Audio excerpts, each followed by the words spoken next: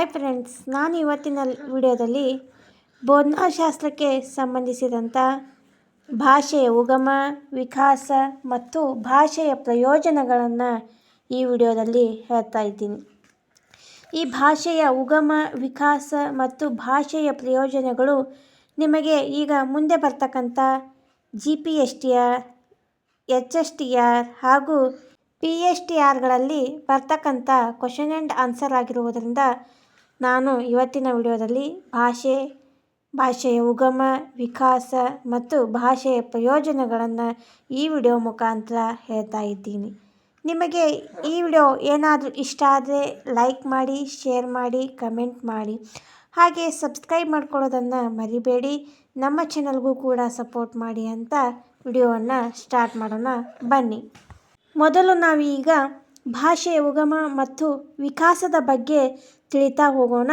ಪ್ರಪಂಚದಲ್ಲಿ ಪ್ರಾಚೀನ ಭಾಷೆ ಯಾವುದು, ಮೂಲ ಭಾಷೆ ಯಾವುದು, ಅದು ಎಂದು ಉದಯವಾಯಿತು, ಹೇಗೆ ಉದಯವಾಯಿತು, ನಂತರ ಯಾವ ಭಾಷೆ ಬಂದಿತು ಎಂದು ಹೇಳಲು ಸಾಧ್ಯವಿಲ್ಲ.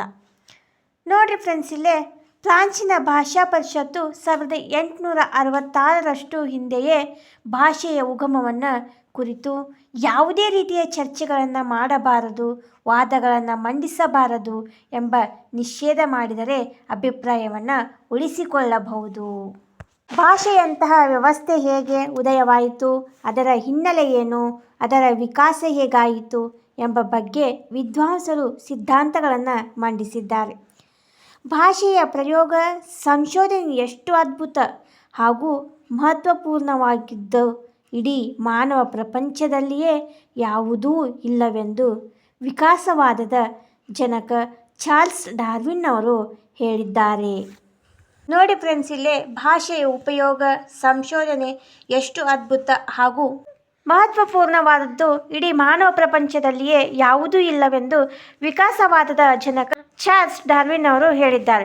ನೋಡಿ ಫ್ರೆಂಡ್ಸ್, ಇಲ್ಲಿ ಗೊತ್ತಾಗುತ್ತೆ ವಿಕಾಸವಾದದ ಜನಕ ಯಾರಪ್ಪ ಅಂತಂದ್ರೆ ಚಾರ್ಲ್ಸ್ ಡಾರ್ವಿನ್ ಅವರು ಆಗಿರ್ತಾರೆ. ಫ್ರೆಂಡ್ಸ್, ಇಲ್ಲೇ ಭಾಷೆಯ ಬಗ್ಗೆ ಇಲ್ಲೊಂದಿಷ್ಟು ವ್ಯಾಖ್ಯಾನಗಳನ್ನು ನೋಡ್ತಾ ಹೋಗೋಣ. ಖಾಂಡಿ ಲಾಕ್ ಅವರು ಏನಂತ ಹೇಳ್ತಾರಪ್ಪ ಅಂತಂದ್ರೆ, ಮನುಷ್ಯನು ತನ್ನ ಮನಸ್ಸಿನ ಭಾವನೆಗಳನ್ನು ಅಭಿವ್ಯಕ್ತಗೊಳಿಸಲು ಹೊರಟು ಭಾಷೆ ಸೃಷ್ಟಿಯಾಯಿತು ಎಂದು ಅಭಿಪ್ರಾಯಪಟ್ಟನು. ಆದರೆ ಅವನು ಭಾಷೆ ಯಾರಿಂದ ಹುಟ್ಟಿತು ಎಂದು, ಎಲ್ಲಿ ಹುಟ್ಟಿತು ಎಂಬುದನ್ನು ಹೇಳುವುದರಲ್ಲಿ ವಿಫಲನಾದ. ಹಾಗೆ ಇನ್ನೊಬ್ಬ ವ್ಯಕ್ತಿ ಹೇಳುತ್ತಾನೆ, VGV ಹರ್ಡರ್ ಅವರು ಹೇಳುತ್ತಾರೆ. ಇವರು ಏನಂತ ಹೇಳ್ತಾರಪ್ಪ ಅಂತಂದ್ರೆ ಭಾಷೆ ಮಾನವ ನಿರ್ಮಿತ ಅಂತಂದು ಹೇಳಿದ್ದಾರೆ.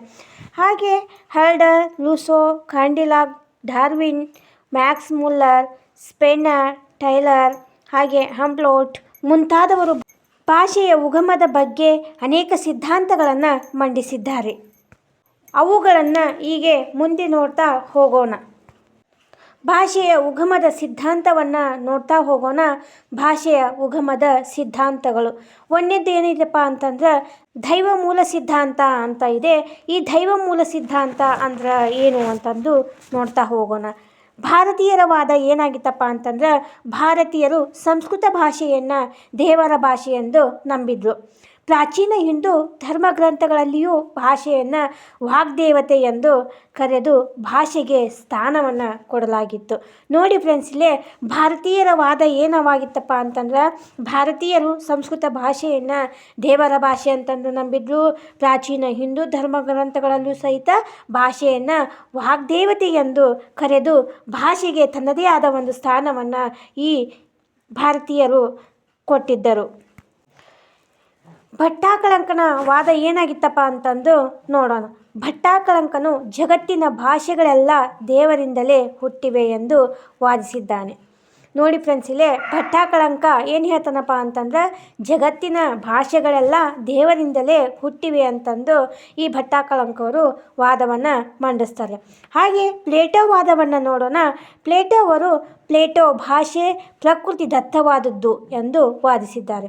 ನೋಡಿ ಫ್ರೆಂಡ್ಸ್, ಇಲ್ಲೇ ಪ್ಲೇಟೋ ಏನು ಹೇಳ್ತಾನಪ್ಪ ಅಂತಂದ್ರೆ, ಭಾಷೆ ಪ್ರಕೃತಿ ದತ್ತವಾಗಿದೆ ಅಂತಂದು ಇವರು ವಾದವನ್ನು ಮಂಡಿಸ್ತಾರೆ. ಈಗ ದೈವ ಸಿದ್ಧಾಂತವನ್ನು ನೋಡಿದ್ವಿ. ಈಗ ಎರಡನೇದು ಅನುಕರಣ ಸಿದ್ಧಾಂತವನ್ನು ನೋಡೋಣ. ಅನುಕರಣ ಸಿದ್ಧಾಂತ. ಅನುಕರಣೆ ಮಾನವನ ಸಹಜ ಪ್ರವೃತ್ತಿ. ಅನುಕರಣೆಯಿಂದ ಮಾನವ ಏನನ್ನು ಬೇಕಾದರೂ ಕಲಿಯಬಲ್ಲ.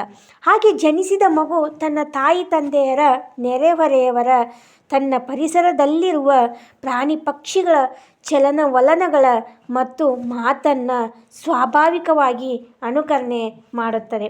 ನೋಡಿ ಫ್ರೆಂಡ್ಸ್, ಇಲ್ಲೇ ಜನಿಸಿರ್ತಕ್ಕಂಥ ಒಂದು ಮಗು ತನ್ನ ತಂದೆ ತಾಯಿಯಾಗಿರಲಿ, ನೆರೆಹೊರೆಯವರಾಗಿರಲಿ, ಹಾಗೆ ತನ್ನ ಪರಿಸರದಲ್ಲಿರ್ತಕ್ಕಂಥ ಪ್ರಾಣಿ ಪಕ್ಷಿಗಳು ಆ ಚಲನವಲನಗಳ ಮುಖಾಂತರ ಮಾತನ್ನು ಸ್ವಾಭಾವಿಕವಾಗಿ ಆ ಮಗು ಅನುಕರಣೆ ಮಾಡುತ್ತದೆ. ಲಿಬ್ನಿಜ್ ಎಂಬ ಭಾಷಾ ವಿಜ್ಞಾನಿಯು ಈ ವಾದವನ್ನು ಪ್ರತಿಪಾದಿಸುತ್ತಾನೆ. ಕಾಕಾ ಎನ್ನುವುದು ಸಂಸ್ಕೃತದ ಕಾಕವು, ಕನ್ನಡದ ಕಾಗೆಯು ಇಂಗ್ಲೀಷ್ನ ಕ್ರೌ ಶಬ್ದವನ್ನು ಹುಟ್ಟಿಕೊಂಡವು. ನೋಡಿ ಫ್ರೆಂಡ್ಸ್, ಇಲ್ಲೇ ಲಿಬ್ನಿಜ್ ಎಂಬ ಭಾಷಾ ವಿಜ್ಞಾನಿಯು ಈ ವಾದವನ್ನು ಮಂಡಿಸ್ತಾನೆ.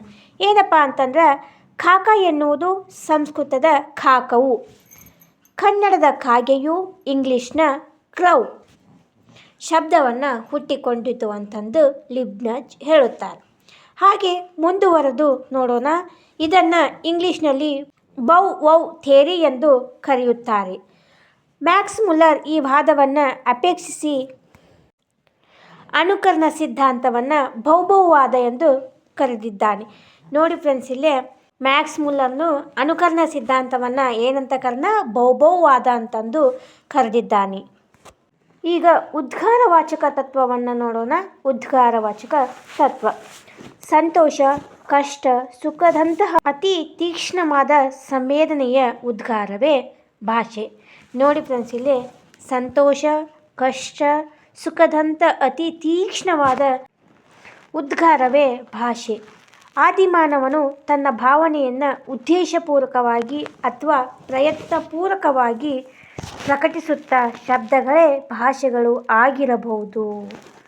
ನೋಡಿ ಫ್ರೆಂಡ್ಸ್, ಇಲ್ಲಿ ಆದಿಮಾನವನು ನನ್ನ ಭಾವನೆಗಳನ್ನು ಉದ್ದೇಶಪೂರ್ವಕ ಅಥವಾ ಪ್ರಯತ್ನಪೂರ್ವಕವಾಗಿ ಪ್ರಕಟಿಸುತ್ತಾ ಶಬ್ದಗಳೇ ಭಾಷೆ ಆಗಿರಬಹುದು ಅಂತಂದು ಆದಿಮಾನವನು ಇಲ್ಲಿ ಹೇಳಲಾಗ್ತದೆ.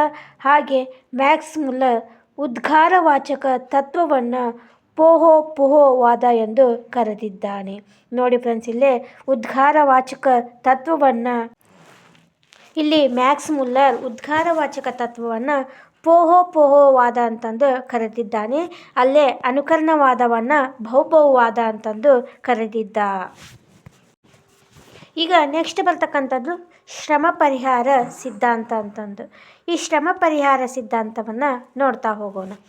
ಆದಿಮಾನವನು ಶ್ರಮಪೂರ್ಣ ಕೆಲಸ ಮಾಡುವಾಗ ತನ್ನ ಶ್ರಮ ಪರಿಹಾರ ಅರ್ಥವಾಗಿ ಹೊರಡಿಸುವ ನಿಟ್ಟುಸಿರು ವಿಭಿನ್ನ ರೀತಿಯ ಒತ್ತಡಗಳಿಂದ ಬಾಯಿಯ ಮೂಲಕ ಹೊರಬರುತ್ತಿತ್ತು.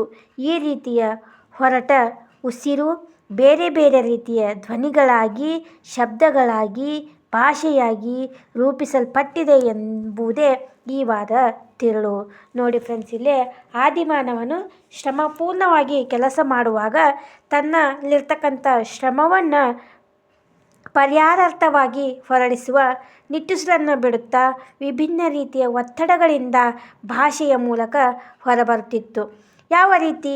ಈ ರೀತಿಯ ಹೊರಟ ಉಸಿರು ಬೇರೆ ಬೇರೆ ರೀತಿಯ ಧ್ವನಿಗಳಾಗಿ ಏನಾಗ್ತಾವಪ್ಪ ಅಂತಂದ್ರೆ ಶಬ್ದಗಳಾಗಿ, ಭಾಷೆಯಾಗಿ ರೂಪಿಸಲ್ಪಟ್ಟಿದೆ ಎಂಬುದೇ ಈ ವಾದದ ತಿರುಳಾಗಿದೆ. ಹಾಗೆ ಉದಾಹರಣೆಗೆ ಅಹಾ, ಶ್, ಅಬ್ಬ, ಹ್ಞೂ ಈ ರೀತಿಯ ಶಬ್ದಗಳಾಗಿವೆ. ಹಾಗೆ ಈ ಸಿದ್ಧಾಂತದ ಪ್ರತಿಪಾದಕ ಯಾರಪ್ಪ ಅಂತಂದ್ರೆ ನೋಯಿರಿ ಅಂತಂದು ಹೋ ಹೇ ಹೋ ವಾದ ಎಂದು ಕರೆದಿದ್ದಾನೆ. ನೋಡಿ ಫ್ರೆಂಡ್ಸ್, ಇಲ್ಲೇ ಶ್ರಮ ಪರಿಹಾರ ಸಿದ್ಧಾಂತದ ಪ್ರತಿಪಾದಕ ನೋಯಿರಿ ಅವರು ಆಗಿರ್ತಾರೆ. ಇದನ್ನು ಏನಂತ ಕರೆದನಪ್ಪ ಅಂತಂದ್ರೆ ಹೋ ಹೇ ಹೋ ವಾದ ಎಂದು ಕರೆದಿದ್ದಾನೆ. ಈಗ 5ನೇ ಸಿದ್ಧಾಂತ ನಾದ ಸಿದ್ಧಾಂತ. ಈ ನಾದ ಸಿದ್ಧಾಂತವನ್ನು ನೋಡೋಣ. ವಸ್ತುಗಳ ಕಂಪನದಿಂದ ಹೊರಡುವ ಶಬ್ದಗಳು, ಪ್ರಾಣಿ ಪಕ್ಷಿಗಳು ಹೊರಡಿಸುವ ಶಬ್ದಗಳು, ಪ್ರಕೃತಿಯಲ್ಲಿ ಮೂಡಿಬರುವ ಶಬ್ದಗಳು ಸ್ವಾಭಾವಿಕ ಕ್ರಿಯೆಗಳಾಗಿವೆ. ಪ್ರಪಂಚದ ಪ್ರತಿಯೊಂದು ವಸ್ತುವಿಗೂ ತನ್ನದೇ ಆದ ಒಂದು ನಾದವಿದೆ. ಇಂಥ ನಾದ ಅಥವಾ ಶಬ್ದವನ್ನು ಅನುಸರಿಸಿ ಭಾಷೆ ಉಗಮವಾಗಿದೆ. ಪ್ಲೇಟೋ ಈ ಸಿದ್ಧಾಂತವನ್ನು ಮೊದಲು ಜಾರಿಗೆ ತಂದನು. ನೋಡಿ ಫ್ರೆಂಡ್ಸ್, ಇಲ್ಲೇ ನಾದ ಸಿದ್ಧಾಂತವನ್ನು ಮೊದಲು ಜಾರಿಗೆ ತಂದವರು ಯಾರಪ್ಪ ಅಂತಂದ್ರೆ ಪ್ಲೇಟೋ. ಈ ಪ್ಲೇಟೋ ಅವರು ಏನು ಹೇಳ್ತಾರಪ್ಪ ಅಂತಂದ್ರೆ, ವಸ್ತುಗಳ ಕಂಪನದಿಂದ ಹೊಡೆರ್ತಕ್ಕಂಥ ಶಬ್ದಗಳು, ಪ್ರಾಣಿ ಪಕ್ಷಿಗಳಿಂದ ಹೊಡೆಸುವಂಥ ಶಬ್ದಗಳು, ಪ್ರಕೃತಿಗಳಲ್ಲಿ ಮೂಡಿ ಬರ್ತಕ್ಕಂಥ ಶಬ್ದಗಳು, ಇವೆಲ್ಲ ಸ್ವಾಭಾವಿಕ ಕ್ರಿಯೆಗಳಾಗಿವೆ. ಆದರೆ ಪ್ರಪಂಚದ ಪ್ರತಿಯೊಂದು ವಸ್ತುವಿಗೆ ತನ್ನದೇ ಆಗಿರ್ತಕ್ಕಂಥ ಒಂದು ನಾದವಿದೆ. ಇಂತಹ ನಾದ ಅಥವಾ ಶಬ್ದವನ್ನು ಅನುಸರಿಸಿ ಭಾಷೆ ಉಗಮವಾಗಿದೆ ಅಂತಂದು ಪ್ಲೇಟೋ ಏನು ಮಾಡ್ತಾನೆ, ಈ ನಾದ ಸಿದ್ಧಾಂತದ ಮೂಲಕ ಮೊದಲ ಬಾರಿಗೆ ಜಾರಿಗೆ ತರ್ತಾನೆ. ನೋಡಿ ಫ್ರೆಂಡ್ಸ್, ಇಲ್ಲಿ ನಾದ ಸಿದ್ಧಾಂತವನ್ನು ಪ್ರತಿಪಾದಿಸಿರ್ತಕ್ಕಂಥವ್ರು ಯಾರಪ್ಪ ಅಂತಂದ್ರೆ ಮ್ಯಾಕ್ಸ್ ಮುಲ್ಲರ್ ಅವರು ಆಗಿರ್ತಾರೆ. ಹಾಗೆ ನೀವು ನಾದ ಸಿದ್ಧಾಂತದ ಪ್ರತಿಪಾದಕರು ಯಾರಪ್ಪ ಅಂತಂದ್ರೆ ಮ್ಯಾಕ್ಸ್ ಮುಲ್ಲರ್ ಅಂತ ಹೇಳಲಾಗುತ್ತದೆ. ಹಾಗೆ ಇದನ್ನು ಡಿಂಗ್ ಡಾಂಗ್ ಸಿದ್ಧಾಂತ ಎಂದು ಕೂಡ ಕರೆಯುತ್ತಾರೆ. ನೋಡಿ ಫ್ರೆಂಡ್ಸ್, ಇಲ್ಲಿ ನಾದ ಸಿದ್ಧಾಂತವನ್ನು ಡಿಂಗ್ ಡಾಂಗ್ ಸಿದ್ಧಾಂತ ಎಂದು ಕರೆಯಲಾಗುತ್ತದೆ. ವಿದ್ವಾಂಸರು ಈ ಸಿದ್ಧಾಂತ ಸಮಂಜಸವಾಗಿಲ್ಲ ಹಾಗೂ ಇದೊಂದು ಸುಳ್ಳು ಸಿದ್ಧಾಂತ ಎಂದು ಹೆಸರಿಸಿದ್ದಾರೆ. ನೋಡಿ ಫ್ರೆಂಡ್ಸ್, ಇಲ್ಲಿ ಹಲವಾರು ವಿದ್ವಾಂಸರು ಏನು ಮಾಡ್ತಾರಪ್ಪ ಅಂತಂದ್ರೆ ಈ ನಾದ ಸಿದ್ಧಾಂತ ಸಮಂಜಸವಾಗಿಲ್ಲ, ಇದು ಸುಳ್ಳು ಸಿದ್ಧಾಂತ ಅಂತಂದು ಹೇಳುತ್ತಾರೆ. ಈಗ 6ನೇ ಸಿದ್ಧಾಂತವನ್ನು ನೋಡೋಣ. ಸಂಜ್ಞಾ ಭಾಷಾವಾದ ಅಂತಂದು ಇದು 6ನೇ ಸಿದ್ಧಾಂತವಾಗಿದೆ. ಈ ಸಿದ್ಧಾಂತವನ್ನು ನೋಡೋಣ.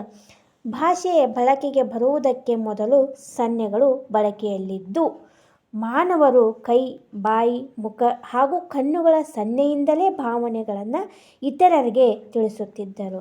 ನೋಡಿ ಫ್ರೆಂಡ್ಸ್, ಇಲ್ಲೇ ಭಾಷೆ ಬಳಕೆಗೆ ಬರುವುದಕ್ಕಿಂತ ಮೊದಲು ಸನ್ನೆಗಳ ಬಳಕೆಯಲ್ಲಿದ್ದು ಮಾನವರು ಏನು ಮಾಡ್ತಾಯಿದ್ರು, ಕೈ, ಬಾಯಿ, ಮುಖ ಹಾಗೂ ಕಣ್ಣುಗಳ ಸನ್ನೆಯಿಂದ ಏನು ಮಾಡ್ತಾಯಿದ್ರು, ತಮ್ಮ ಭಾವನೆಗಳನ್ನು ಇತರರಿಗೆ ತಿಳಿಸ್ತಾ ಇದ್ರು. ಈ ಸಿದ್ಧಾಂತವನ್ನು ಪ್ರತಿಪಾದಿಸಿರ್ತಕ್ಕಂಥವ್ರು ಯಾರಪ್ಪ ಅಂತಂದ್ರೆ ಊಂಟವರು ಆಗಿರ್ತಾರೆ. ನೋಡಿ ಫ್ರೆಂಡ್ಸ್, ಇಲ್ಲೇ ಸಂಜ್ಞಾ ಭಾಷಾವಾದದ ಸಿದ್ಧಾಂತದ ಪ್ರತಿಪಾದಕ ಯಾರಪ್ಪ ಅಂತಂದ್ರೆ ಊಂಟ್. ಹಾಗೆ ತೊದಲ್ನುಡಿಯ ವಾದ ಅಂತಂದು ನೋಡೋಣ. ತೊದಲ್ನುಡಿಯ ವಾದ ಜನಿಸಿದ ಮಗು 4 ತಿಂಗಳುಗಳ ನಂತರ ತನಗೆ ಕೇಳುವ, ಕಾಣುವ, ಕ್ರಿಯೆಯ ಮಾತನ್ನು ಅನುಕರಣೆ ಮಾಡುತ್ತದೆ. ತಾಯಿಯಾಗೂ ಇತರರ ಮಾತುಗಳನ್ನು ಆಲಿಸುತ್ತಾ ಅನುಕರಿಸುವ ಮಗು ಅಸ್ಪಷ್ಟವಾಗಿ ತೊದಲುತ್ತಾ ಕ್ರಮೇಣ ನಿರ್ದಿಷ್ಟ, ಸ್ಪಷ್ಟ, ಶುದ್ಧ ಹಾಗೂ ಭಾವಪೂರ್ಣ ಮಾತುಗಳನ್ನಾಗುತ್ತವೆ ಎಂಬುದೇ ಈ ವಾದ. ನೋಡಿ ಫ್ರೆಂಡ್ಸ್, ಇಲ್ಲೇ ತೊದಲ್ನುಡಿಯ ವಾದ ಅಂತಂದ್ರೆ ಏನಪ್ಪ ಅಂತಂದ್ರು, ಜನಿಸಿದ ಮಗು 4 ತಿಂಗಳ ನಂತರ ಏನು ಮಾಡುತ್ತಪ್ಪ ಅಂತಂದರೆ ತನಗೆ ಕೇಳುವ ಅಥವಾ ಕಾಣುವ ಕ್ರಿಯೆಯನ್ನು ಮಾತನ್ನು ಅನುಕರಣೆ ಮಾಡುತ್ತಾ ತಾಯಿ ಆಡುವ ಇತರರ ಮಾತುಗಳನ್ನು ಏನು ಮಾಡುತ್ತದು ಆಲಿಸುತ್ತಾ ಅನುಕರಿಸುವ ಮಗು ಏನು ಮಾಡುತ್ತಪ್ಪ ಅಂತಂದ್ರೆ ಅಸ್ಪಷ್ಟವಾಗಿ ತೊದಲುತ್ತಾ ಕ್ರಮೇಣ ಏನು ಮಾಡುತ್ತಾ ನಿರ್ದಿಷ್ಟ, ಸ್ಪಷ್ಟ, ಶುದ್ಧ ಹಾಗೂ ಭಾವಪೂರ್ಣ ಮಾತುಗಳನ್ನು ಆಡುತ್ತದೆ ಎಂಬುದೇ ಈ ವಾದದ ಸಿದ್ಧಾಂತವಾಗಿದೆ. ಈ ವಾದವನ್ನು ಪ್ರತಿಪಾದಿಸಿದವರು ಯಾರಪ್ಪ ಅಂತಂದ್ರೆ ಎರ್ಸ್ಪರ್ಸನ್ ಅವರು ಈ ಸಿದ್ಧಾಂತದ ಪ್ರತಿಪಾದಕರಾಗಿದ್ದಾರೆ. ಈಗ ಸಂಪರ್ಕ ಸಿದ್ಧಾಂತವಾದವನ್ನು ನೋಡೋಣ. ಸಂಪರ್ಕ ಸಿದ್ಧಾಂತವಾದ ಮಾನವನು ತನ್ನ ಸಾಮಾಜಿಕ ಸಂಪರ್ಕಕ್ಕಾಗಿ ಭಾಷೆಯನ್ನು ರೂಪಿಸಿಕೊಂಡರು ಎಂಬುದೇ ಸಂಪರ್ಕ ಸಿದ್ಧಾಂತದ ಪ್ರತಿಪಾದಿಸುತ್ತೆ. ನೋಡಿ ಫ್ರೆಂಡ್ಸ್, ಇಲ್ಲೇ ಸಂಪರ್ಕವಾದ ಸಿದ್ಧಾಂತ ಅಂತಂದ್ರೆ ಮಾನವನು ತನ್ನ ಸಾಮಾಜಿಕ ಸಂಪರ್ಕಕ್ಕಾಗಿ ಭಾಷೆಯನ್ನು ರೂಪಿಸಿಕೊಂಡರು ಎಂಬುದು ಸಂಪರ್ಕ ಸಿದ್ಧಾಂತದ ಪ್ರತಿಪಾದಿಸಿದ್ದಾರೆ. ಹಾಗೆ ಸಂಪರ್ಕ ಸಿದ್ಧಾಂತವನ್ನು ಪ್ರತಿಪಾದಿಸಿರ್ತಕ್ಕಂಥವ್ರು ಯಾರಪ್ಪ ಅಂತಂದರೆ ರಿವೇಜ್ ಅಂತ ನೋಡೋಣ.